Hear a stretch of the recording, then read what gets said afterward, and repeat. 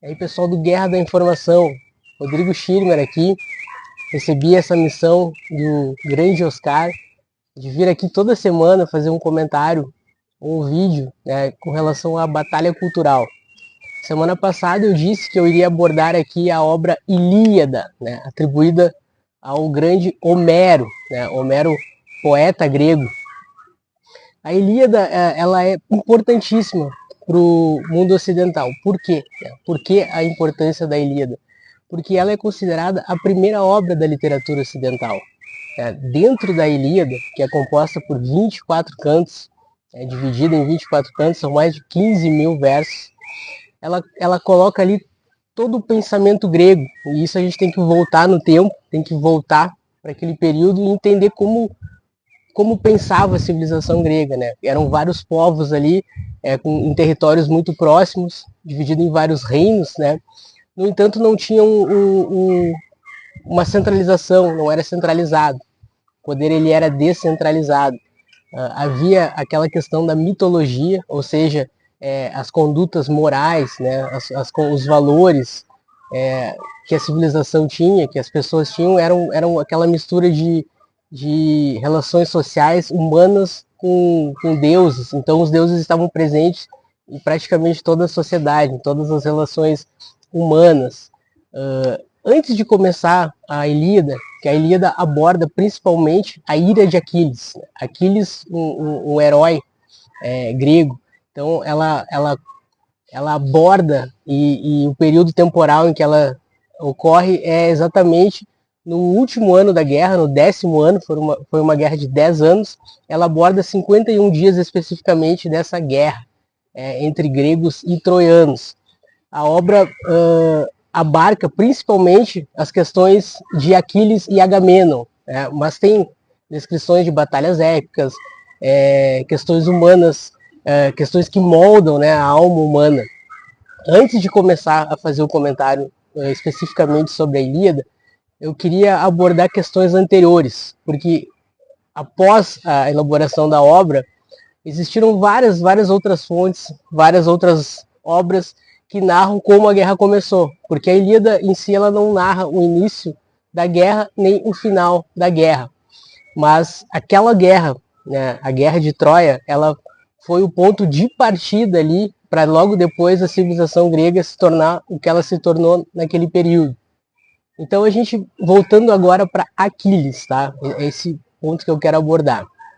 Aquiles é filho de Tétis e Peleu. Então quem é Tétis? Tétis é uma divindade oceânica, ou seja, uma deusa.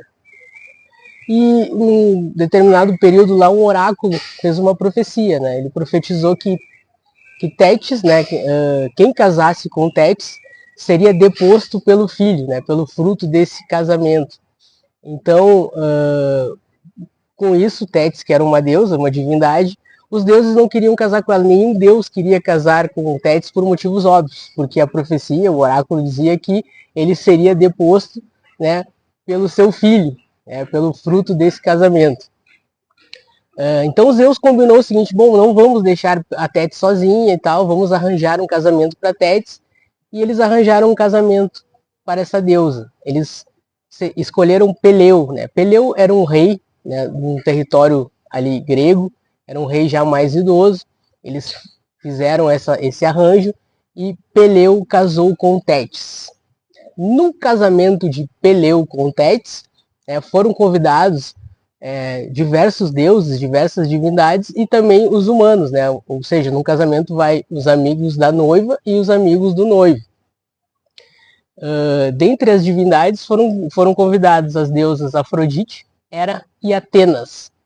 A única divindade que ficou de fora foi a Discórdia, a deusa Discórdia, porque, né, não é bom convidar a Discórdia. A Discórdia sempre acabava causando confusão.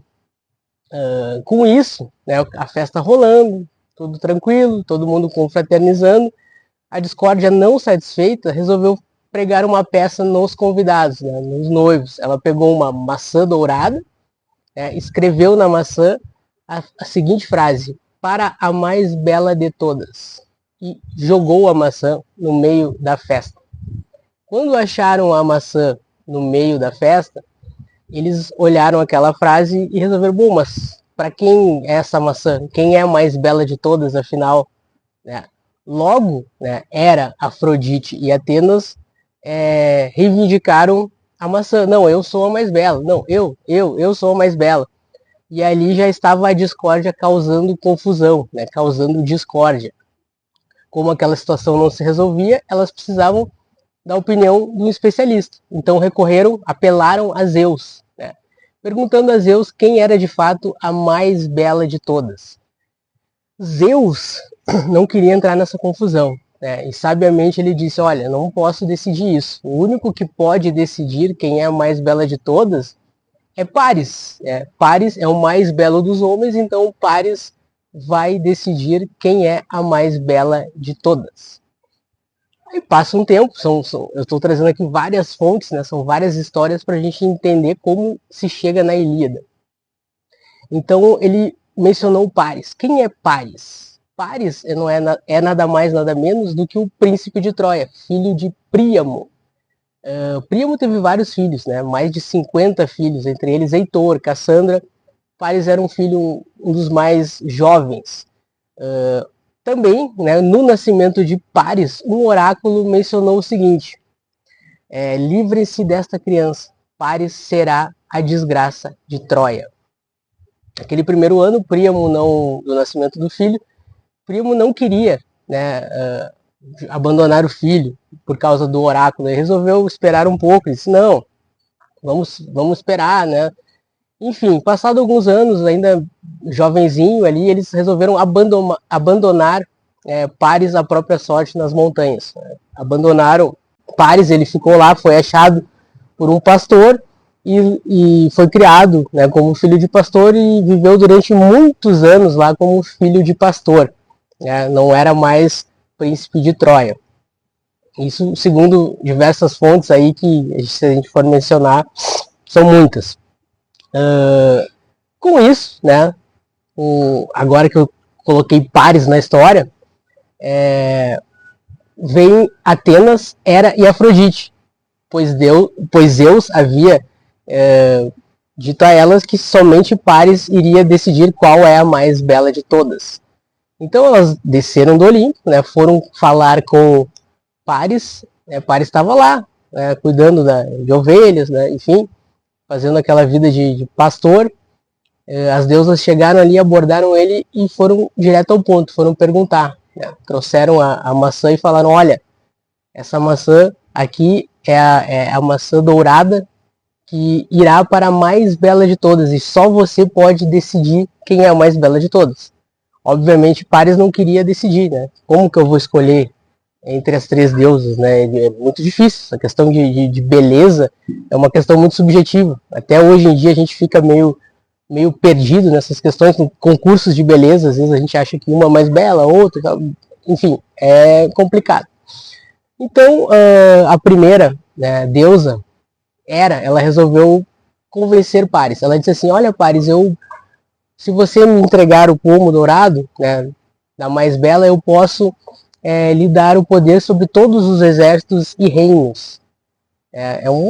Uma promessa tentadora. Paris resolveu se inclinar para Hera. Nisso, né, Atenas diz, não, pera um pouquinho, Paris. Eu posso lhe dar a sabedoria.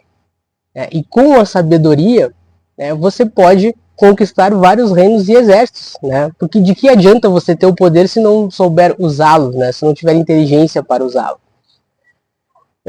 Ele, melhor, gostei, estava inclinando para Atenas. No final, né, Afrodite diz, olha, eu posso lhe dar a posse, né, da mulher mais bela, a mulher humana mais bela de todas. Você pode ter essa mulher para você.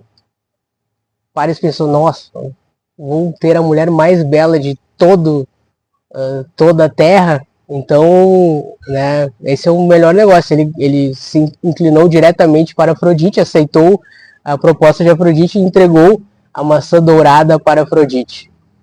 Né? Então, quem era a mulher mais bela de todas? Agora, a história se volta para Helena.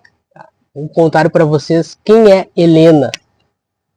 Bom, voltando então para Helena de Troia, né? Quem foi, afinal de contas, Helena de Troia?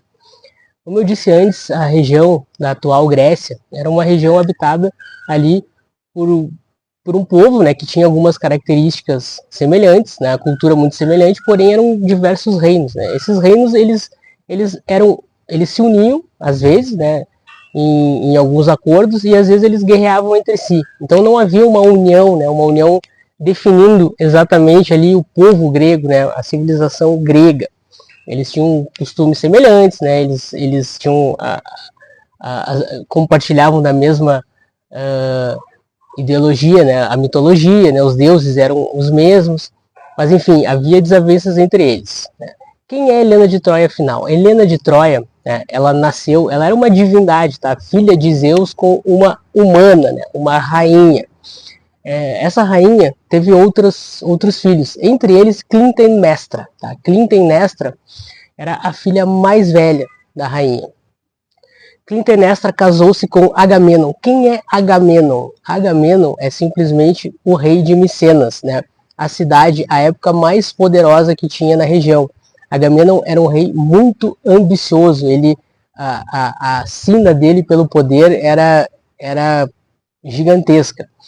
Então Helena ficou ali, né? E havia muita disputa entre os outros reis para saber quem iria casar com Helena, pois Helena era considerada a humana mais linda, era uma mulher maravilhosa, linda, era o símbolo, né, de perfeição.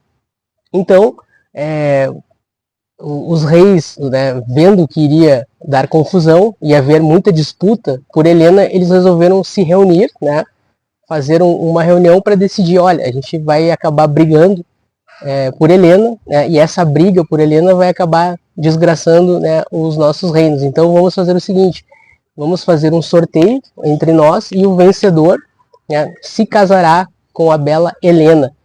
E os outros, né, se comprometerão em defender essa união, né, e defender a beleza de Helena, né.